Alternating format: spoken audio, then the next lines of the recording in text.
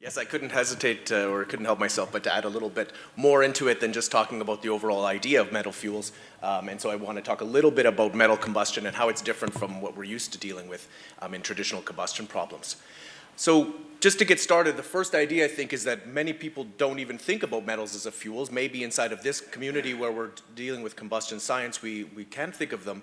But when I'm talking about it with the general public, people don't have any concept of metals as being something that can actually burn. But they've long been used as a fuel inside of things like rocket propellants. And so this is the space shuttle rocket boosters that are used for this supplemental power. And here, this plume coming out is primarily aluminum oxide is giving the very white light that's coming out of that. And that's the combustion of aluminum is about 20% by mass inside of the solid rocket motor. And that's providing the bulk of the energy content. And so the idea is, can we take this idea of burning metals as a very energy-dense fuel, something that's useful for propelling ourselves into space, and then apply that in a controlled way for power production here on Earth? That's the idea that we're working on. So this whole conference and this idea about energy carriers comes about because of this problem, but I just want to lay out the problem very clearly to say, what is it that we're trying to solve? So we know that we need to move away from fossil fuels for basically two key reasons. The one is the depletion of a non-renewable resource, and the second is the impact on climate change, and the second one is getting more attention these days. And what we need to do is to find something that can fill these roles of fossil fuels. One, in power production, we know that there's solutions to clean power generation, but what about when we want it on demand? What about when we need to be able to move energy around from place to place? And it's very difficult to replace fossil fuels from a lot of applications because they carry a lot of energy per unit mass and by unit volume. So we look at that as the specific energy, energy per unit mass, and the energy density, how much energy per unit volume. And fossil fuels are extremely high on both of these metrics. And so the first thing that we worked on when I started at McGill 2006, looking into how do we solve this problem of climate change and peak oil, we were thinking about biofuels as many other people were. And that idea basically is, let's take that carbon dioxide that we emit into the atmosphere and recycle it on an annual basis in the case of growing biomass. Or if we have some type of renewable energy and we can capture carbon dioxide from the atmosphere, then we can produce liquid fuels from CO2. And the challenge there is not so much on our side of burning it, but really in how efficiently and how cost effectively can we get that carbon out of the atmosphere and into a fuel. And it's difficult because if we want to make 1 liter of diesel fuel, we need to capture all of the carbon out of about 3 million liters of atmosphere. And so that requires a tremendous amount of energy and effort and technology to do that, and that's the main challenge.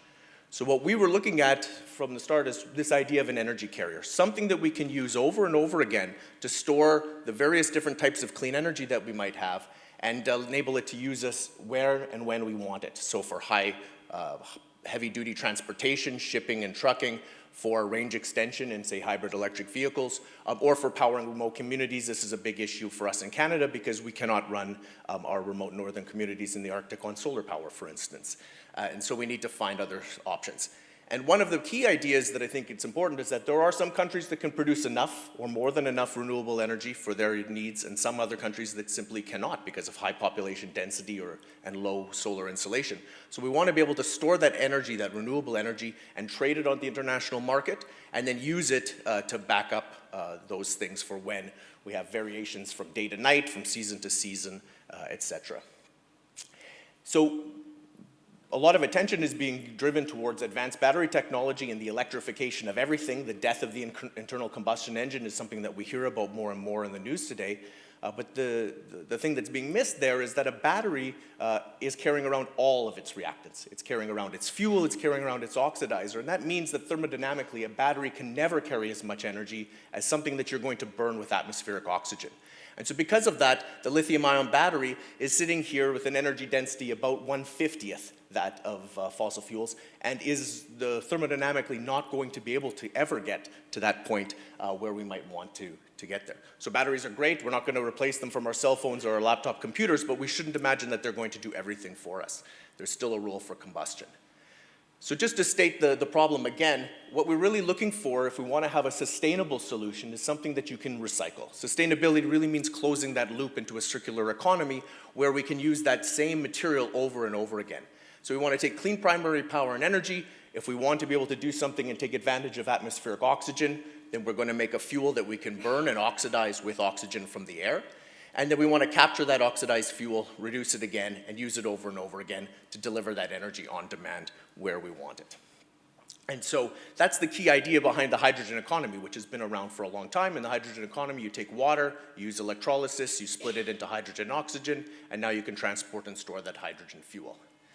The challenge with hydrogen is not that it's not a good fuel. It burns excellently. You can burn it with low pollutant emissions. We can use it in fuel cells as well and generate electricity directly.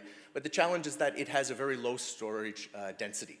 So even as a cryogenic liquid, the energy density of liquid hydrogen is not very high.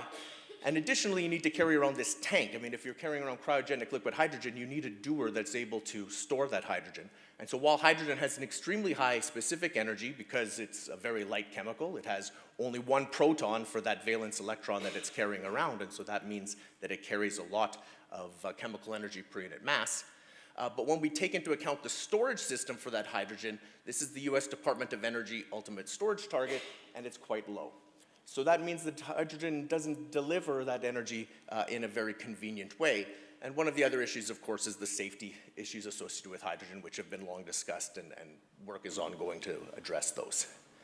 So we wanted to ask the question, well, what else are our options? These are the things that we hear about. We've got hydrocarbon fuels, we've got hydrogen. What else is there? So this is the toolbox that we have to work with as scientists and engineers. There's no other things. And I think sometimes the public thinks there's going to be a magic solution to this problem, but there's no magic. There's only thermodynamics. And so we have to think about what are those options. So if we say we want something that can burn with oxygen from the air, then that means we need to have a fuel, and a fuel is something that can give up its electrons. So that means we're looking at the left-hand side of the periodic table, elements that are lower than carbon in there. And then we want something that's light, so we don't want to carry around a lot of mass for the amount of energy that we're carrying, so then we can cut off all of the heavy elements. Those are not going to be any good for us. And we can whittle down this little subset of the periodic table further. We take out things that are rare or expensive, things that are toxic or whose oxides are toxic, and things that don't react very well with either air or water, the two primary oxidizers that we'll talk about. And when we look at what's left, of course, we see hydrogen and carbon sitting there, and they are the backbone of all organic life. They're the backbone of all of our current energy infrastructure as a result. But the other things that we have available are lithium, boron, sodium, magnesium, aluminum, silicon, potassium, calcium, iron, and zinc. It's like reading the back of your vitamin pill container, all of the minerals that are in there. And those are the things that we have to play with. So we can look at those and we see that immediately why is aluminum used inside of rocket propellants? Is it because it has an extremely high amount of energy per unit volume, so you can pack it into a compact rocket motor. And the light metals at least have really high specific energies or energy per unit mass. And when we put it on this plot, it's a little bit difficult maybe to grasp what does that mean. But if we wanted to carry around the same amount of energy as one tank of diesel fuel, well, then we can see that it would take about 20 tanks of compressed hydrogen at 3,000 psi, 50 tanks worth of lithium-ion batteries, and less than a tank worth of either iron or aluminum. And that is the potential that we have for using these as high energy density energy carriers. And we can burn these fuels to produce heat at very high power rates. Here's an example on our McGill Bunsen burner that was developed by Dr. Groshin in the 90s. And this is a methane flame stabilized in the burner for comparison. So here's a flame of iron particles. These are about 3 microns in size, burning at about 2,300 Kelvin or so, very similar temperature to the methane flame. And we can see the structure of the flame looks similar.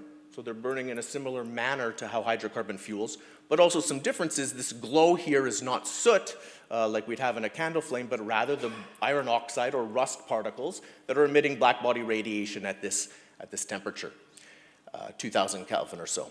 And then in the aluminum flame, we have particles burning much hotter, about 3,000 to 3,500 Kelvin, and in that case, we have white hot emission coming from that aluminum flame. This is taken with a neutral density filter. In the lab, it's actually so bright, this little Bunsen flame, it's about 1 inch in diameter. You have to wear welding goggles to look at it, otherwise you'll get blind from the light intensity of the aluminum flame. And some of these metals are actually so reactive that they can actually rip the oxygen off of water and release hydrogen as a product because they're more energetic than the hydrogen. And so that has been used to develop propellants. This is aluminum particles in the nanometer range, about 120 nanometers, mixed with liquid water inside of a test tube, ignited at the top, and you see that the flame propagates downstream or down upstream into this solid mixture and releasing hydrogen at about 3,000 Kelvin in the products. And all this flame and orange light that we see here is really the combustion of the impurities inside of the test tube. It's not a product of the aluminum combustion itself. And this was used by researchers at Purdue University, Penn State, and funded by NASA to develop the ALICE rocket. So it's an aluminum ice rocket, where basically this same type of propellant mixture is mixed into a propellant motor and cast and frozen so that it doesn't melt during the processing time. And in both cases, what we're producing is solid metal oxides, and that's the key. Because the combustion product is a solid, it's something that can be collected. And so the two ideas that we have for how you could generate power then off of these metal fuels would be, the first is direct combustion. And so in the case of direct combustion, we take metal powder typically, mixing it with air, making a suspension, burning it in a flame, then capturing the metal oxide. So the metal oxides would be captured for recycling, and the product then would be just hot nitrogen gas, maybe with some nitric oxide if the combustion process is not tuned properly. But if we can eliminate that nitric oxide, we can have emission-free exhaust and then generate power with some type of external combustion engine, Stirling engines or steam engines, something like this. Typically, we some people have looked at burning these metal fuels inside internal combustion engines, but you can imagine that this metal oxides are going to be grinding into whatever the working parts of the engine is. And so I think it probably makes sense to keep the solid combustion products away from the moving parts of the engine. And the other idea is that we can react these metal fuels with water and generate hydrogen on demand. So now rather than transporting and storing hydrogen, you're transporting and storing, say, aluminum, but you're going to generate that hydrogen when and where you need it with some type of a reactor, reacting that aluminum powder with water, again collecting the metal oxides for recycling, and now you'd have some type of hydrogen and steam mixture that you could feed into existing infrastructure, gas turbine engines, diesel engines, or even fuel cells. And so these are the two different approaches that we want to think about. And so going back to this picture of this circular economy of an energy carrier, now we're casting metal fuels as the carrier, metal oxides, and be able to close the loop in this way. And we like the concept because we already can do the recycling, and I'll talk a little bit about how we can do that without any greenhouse gas emissions. We're using abundant materials. The energy density is very high. They're relatively stable and safe, specifically compared to hydrogen, for example. And then we can react them quickly to produce high power densities, and everything here should be safe and non-toxic. Just to talk a little bit about the recycling process, almost all metals are produced today with very high carbon emissions. And that's a result of our reliance on fossil fuels as our energy input in basically all processes. In the case of aluminum recycling, when we smelt aluminum, the bulk of the energy input is electricity, and that's why you find aluminum production in places like Quebec, where we have very cheap hydroelectricity. We're producing aluminum even though we don't mine any bauxite or aluminum oxide there. But in the Hall-Héroult process, we use a coal anode or a coke anode, and that anode then takes the oxygen off of the aluminum and releases a stoichiometric amount of CO2. But there is development of inert anode technology, and if we have an inert anode, then we can produce the aluminum metal with only oxygen as the product, and the input for that process can be electricity. And this is a gift that I got from the Russian aluminum company, Rusal, and now there's recently been an announcement in Quebec that Apple is investing in clean aluminum recycling in Quebec. It's actually a funny case. Apple's investing $10 million, and the federal government and provincial governments are investing about $90 million, but I guess if Apple's investing into it, it must make it real, and if the government's investing in it, maybe it's less real. So the other 90% doesn't count. And iron is also produced today by coke and blast furnaces. So carbon, again, is the input. A lot of CO2 emissions are the result. But it's possible in the case of iron, because of where it sits in the energetic table, to reduce it with hydrogen gas as the reductant, or even electrons. And so this is a commercial technology using hydrogen. Typically, it's the hydrogen's coming from natural gas today, but it is possible to do it with pure hydrogen from electrolysis. That's called the Midrex, or the suspension steelmaking processes. And it's also possible to do direct electrolysis of iron. So you put iron oxide into your cell, electricity in, and you get reduced iron metal out of it. And that can be done at relatively low temperatures, and the lower the temperature of the electrolysis process, the less heat losses and the higher efficiency. So this has a lot of promise looking forward into the future. That's not my part of it, right? I'm interested in the combustion side, but it's good to know that there is a route towards green recycling of these metal fuels. And we're specifically interested in aluminum and iron because they're energetic metals, but also because we produce a lot of them today. And so we wanted to ask a question of the sustainability of this process. How does it scale up? So we asked a crazy question. We said, we burn today about 500 exajoules worth of energy.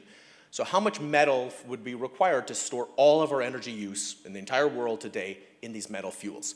So that's what we did. We said we looked at that amount. We don't thinking that we would put all the electricity of the world through metal fuels, but we can think about it in that way to get a sense of scale. So because lithium is a very light metal, it only takes about 9 gigatons of lithium. It takes a little bit more aluminum because it has a little bit lower specific energy, and quite a bit more iron because it is a heavier element. But then we can compare those amounts of metal that are needed to the amount of reserves that we have available. And there we see right away that we have about 1,000 times too little lithium, but more than enough aluminum or iron. And of course, we'll be able to recycle these, so we're not consuming these metals as we use them. We're going to use that same metal over and over and over again. So that means that we have an opportunity for both aluminum and iron to very likely be very cheap because they're abundant materials. And that's one of the key things that we want to show with this cycle. So we want to go into a little bit then into this idea of this dry cycle where we're going to have a flame and burning these metals inside. How does that work? Well, metals are different from all of the other fuels that we have because of a couple of reasons, and I want to talk a little bit about that today because there's a lot of interesting research questions, and I think if you're interested in this idea, there's a lot of good science that can be done. So the properties of metals that make them unique, I think, are well demonstrated by the sparkler. So we're all familiar with the sparklers. You might have at a birthday party. A sparkler is basically a little solid rocket motor that doesn't have a casing around it. So inside of that sparkler, you have a binder that is basically a propellant, some type of hydrocarbon and an oxidizer, say a perchlorate in there. And that's burning, and it burns down the strand of that. And it ejects metal particles as it's burning because of the gas production, and those particles ignite and burn as the little streaks of flame that we have in there. And so that shows us the two properties. The first is that those particles are igniting and they're burning individually. You see each of these particles is burning without any other particles around them. And that heat is then being released at the particle surface at these discrete points inside of the flow, and there's a space between them where there's no heat being released. And that means that inside of this we'll have flames within a flame, as I'll talk about. And so those two properties make the combustion physics of metal fuels different than our traditional fossil fuels. So the first idea I want to talk about is what is this idea of particle ignition? What does that mean? Well, we're used to this idea inside of concept of reactors, maybe even in the concept of flames, but in case of a particle, we can think about that there's a reaction happening at the particle surface, and then there's the rate of diffusion of oxygen to the surface and the rate of heat transfer away. And when those diffusion rates are very fast and the kinetic rates are slow, then the particle will be burning at a temperature very close to the surrounding gas temperature, and there will be only a very small temperature rise at the particle surface above that of the surrounding temperature. We call that the kinetic regime, and that would be similar to what we have in gas phase combustion, where there's no temperature separation. And we're plotting here basically a Semenov diagram where the heat production rate increases exponentially at the start, and then it falls off at the top end because now diffusion starts to limit the rate of the oxidizer to the surface, and therefore that reduces or limits the reaction rate. But if we increase the particle temperature, say we hit it with a laser, we burn it inside of some type of primary propellant, or even inside of the flame itself, the temperature gets hotter. Now this Semenov diagram will shift, and we'll get to this critical transition point, and now the new stable point will be at a point where we have the particle burning with a significant temperature above that of the gas, and will be burning in the diffusion limited regime. So this is similar to Semenov explosion theory. You can think about it in that way. And at that point, when it's burning in the diffusion limited regime, now the temperature of the flame, or the temperature at the particle surface in this simple model, will be not the temperature of the stoichiometric mixture itself, or of the mixture itself, but the temperature of the fuel and oxidizer at stoichiometry. And this is what we see in hydrocarbon combustion, droplet burning, and in non-premixed flames. The flame finds the stoichiometric surface and burns at the stoichiometric adiabatic flame temperature. So this idea of ignition is interesting, but it's also been limiting, I would say, inside of the metal combustion research, because what it means is that people have thought, well, all we need to do is get these particles to ignite, and if we do that, then it's great. So we want to understand what is the temperature at which we can get that ignition, and then how long does it take for them to burn. Type of experiment might be something like this. This is some titanium particles burning in the lab at McGill. This is a burner producing some hot vitiated air with some residual oxygen in it. The titanium particles are injected into the middle here. They ignite and burn for some amount of burn time. But we know inside of such a flame, I mean, we have room temperature air mixed with iron particles, and they burn.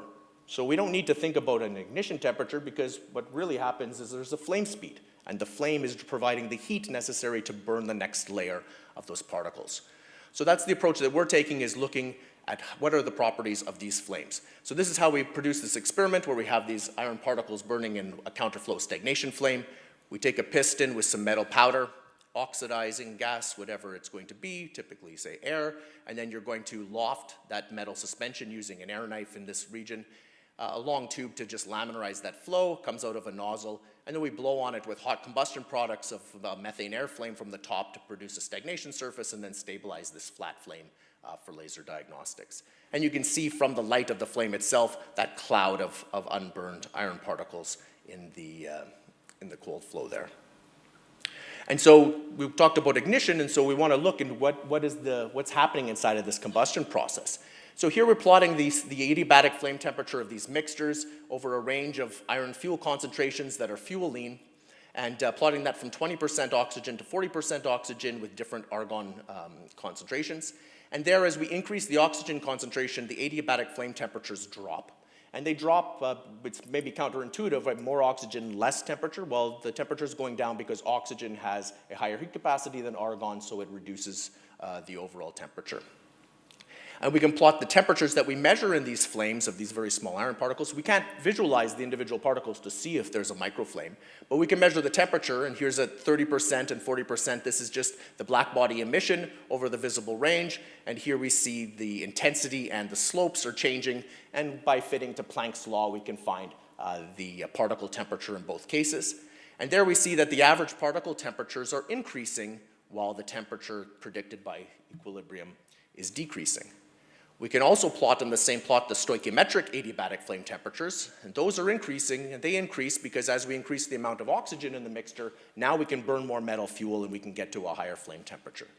So this fact that we have a temperature in our flame that's higher than what will be the adiabatic temperature once all of that energy is mixed out inside of the fluid tells us that these iron particles are burning in the diffusion regime, even though there are only 3 micron particles, which are relatively small, burning in these mixtures.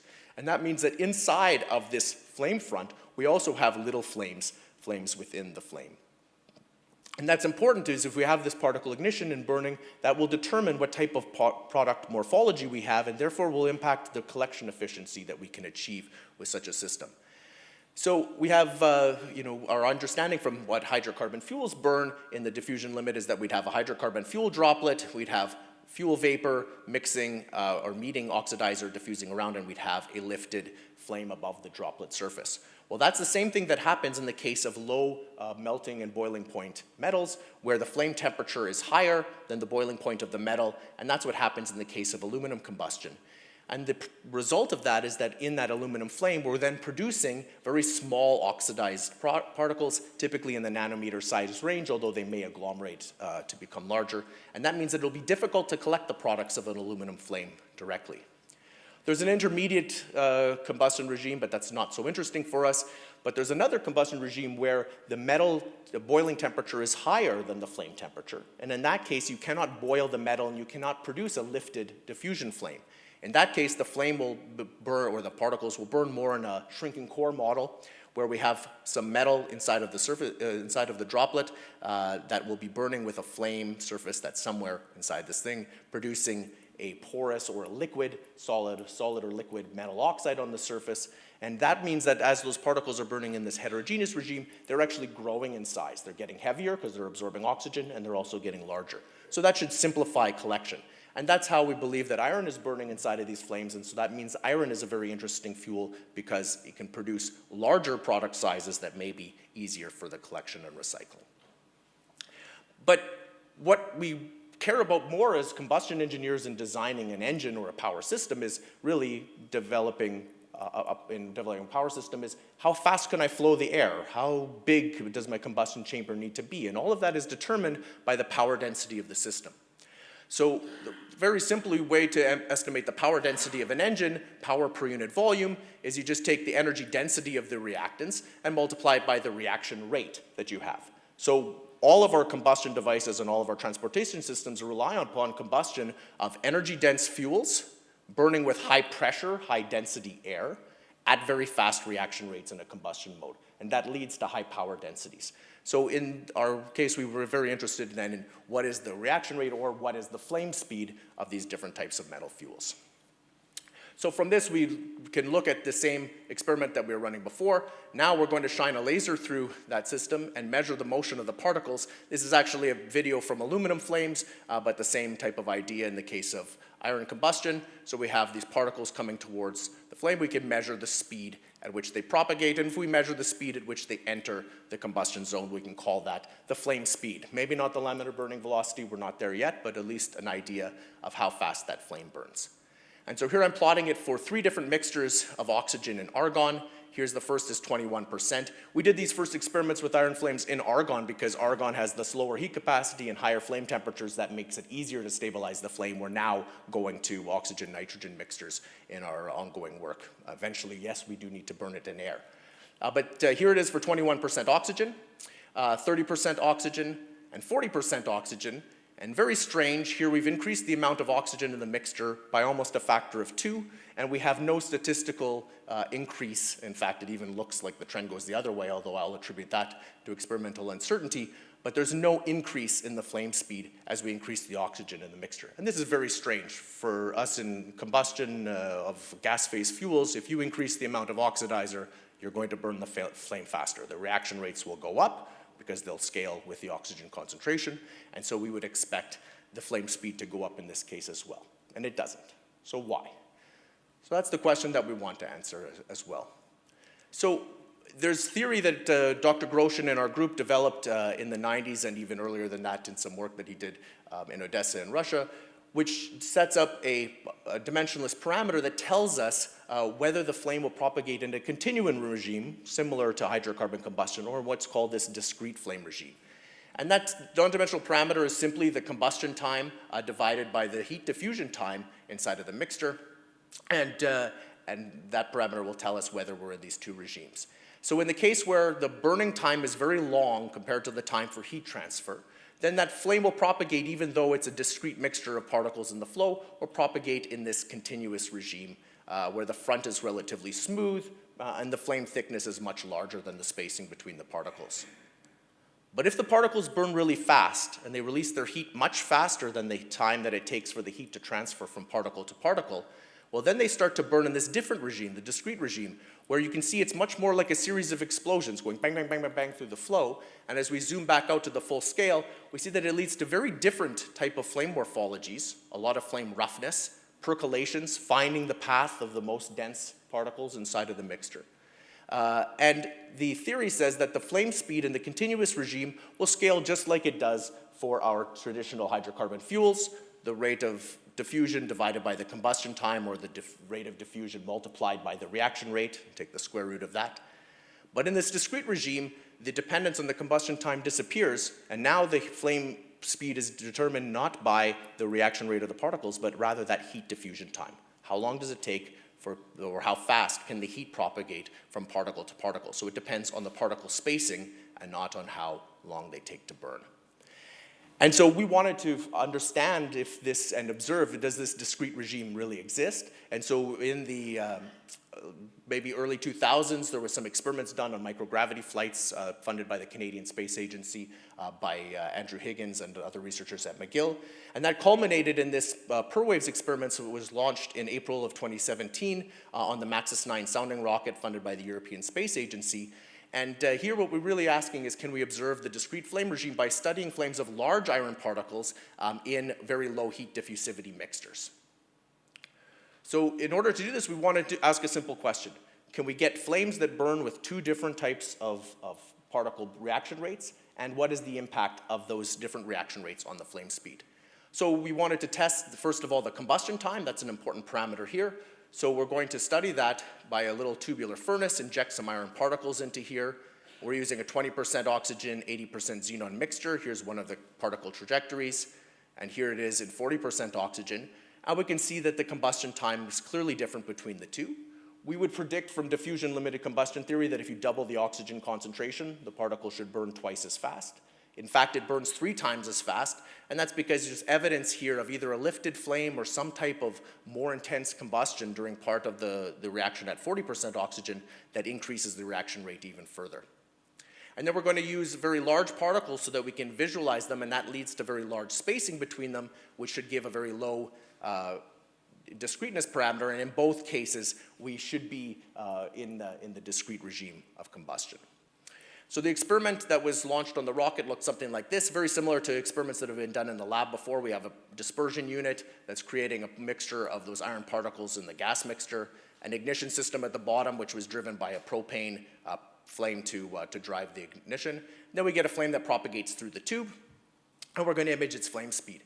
In order to do multiple experiments, because the particles and the products deposit on the walls of the tubes, you can only use each tube about twice for measuring the speed. So we had 2 carousels with 2 different gas mixtures, and each carousel had 9 tubes, so we could use them twice, get 18 experiments in each of the different gas mixtures.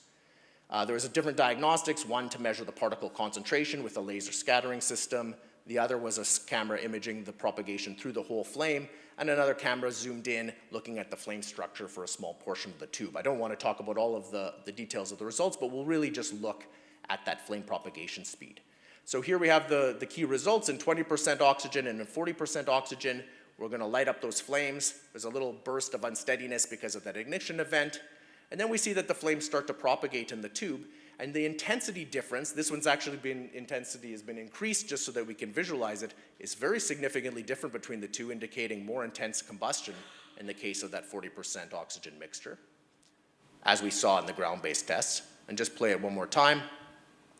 So quite a bit more intense combustion here, lower intensity in this case.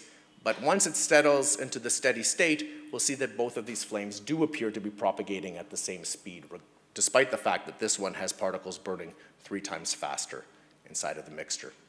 So if we take all of that data together and plot it here for 40% oxygen in red, 20% oxygen in blue, basically all of the experiments are at the same concentration of metal fuel given the uncertainties in estimating that. And the flame speed does appear to be about the same. In this case, it's quite a slow flame speed, about 1 centimeter per second because of that very low diffusivity xenon mixtures. And if we look at the theory, well, the theory, if we had a continuous flame front between 20 and 40%, we would expect a ratio of the burning velocities or flame speeds to scale like the ratio of the diffusivities and the combustion times. That would give us a factor of about 2. In the discrete regime, there we'd have dependence really only on that thermal diffusivity, because at the same fuel concentration and the same size of particles, that L is a constant. So there we'd expect that the flame to burn about 20% faster because of the higher diffusivity in the higher oxygen case. The experiments don't give us that type of resolution to be able to see this type of small variation, but the ratio of those burning rates was about 1. And so we take that as very strong evidence that the flame speed is independent on the combustion time, and that means that maybe these flames are propagating in the discrete combustion regime. So that's quite interesting, because what we saw is that, well, maybe that's also what's going on inside of these mixtures here. And if that's the case, then that means that this discrete combustion regime is important for all practical metal fuel technologies. So a few just takeaway points about the combustion physics of metal flames. These particles can ignite, and if they do, they burn at temperatures higher than the surrounding gas. I didn't talk about that here today, but it's also possible to burn these metal fuels in the kinetic regime and have no ignition of the individual particles, but still form a flame, and that's something that's also interesting. But if they do ignite and form those flames inside of the flame, well, that means that the reaction rate is much faster than the rate of heat transfer, and because of that, that implies that, well, all metal combustion then, where ignition occurs, will be occurring inside of this discrete flame regime. And if we have discrete flames, now all of a sudden the flame speed doesn't depend on the reaction rate of the particles, which is quite strange. And it depends rather on the spatial distribution of particles, and that leads to some very interesting physics. It also leads to some interesting ideas of how you might exploit that for different types of, let's say, low emissions combustion technology.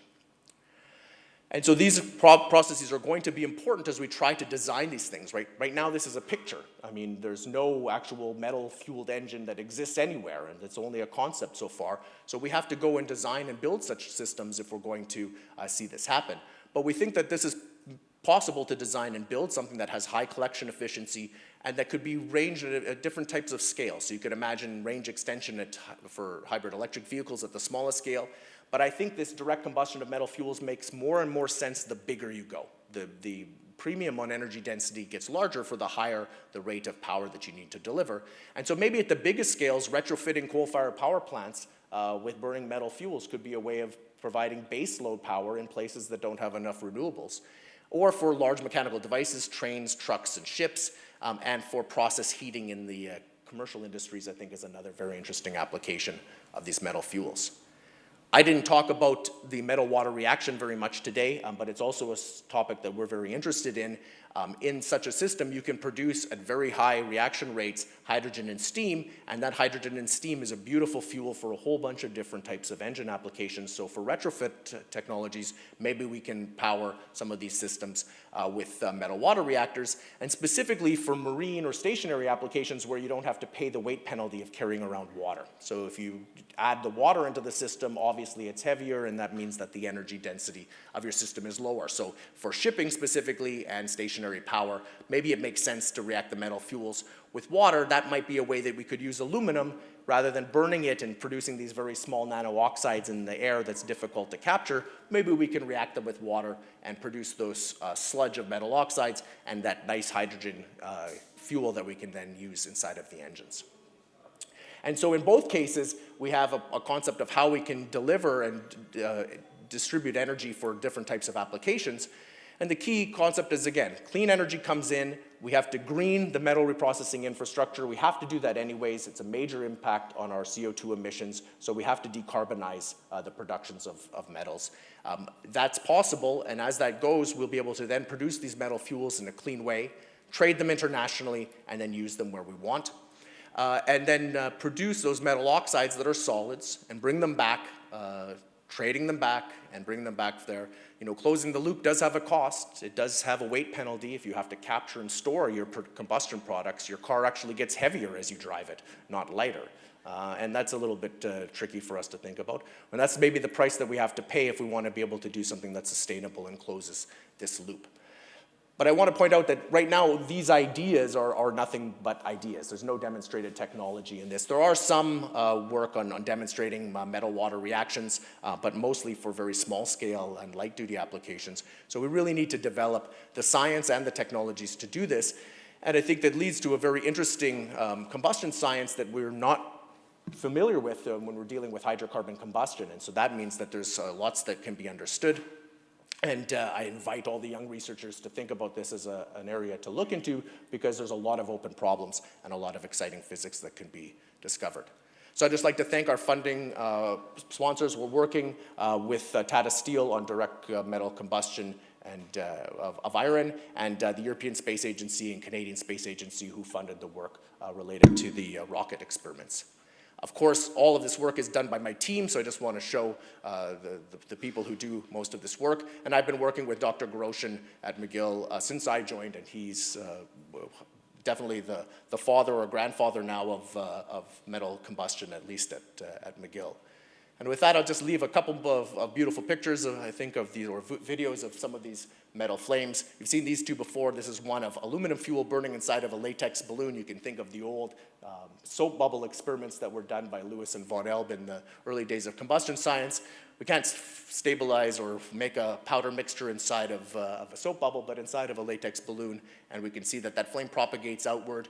very similar to what would happen inside of a gas phase explosion. And so the combustion physics are similar, but different enough that we need to take a new approach and some new thinking in terms of how these things react. So with that, I'd be happy to answer any questions that you may have, and hopefully we have the chance over the next few days to discuss this concept as well as all the others. I should definitely say that this is not an all or nothing. I think all of these different ideas that we're going to be talking about are all needed, and there's going to be applications for each of these things that we need. I think that's a big problem that's ahead of us, and so we have to put all options onto the table.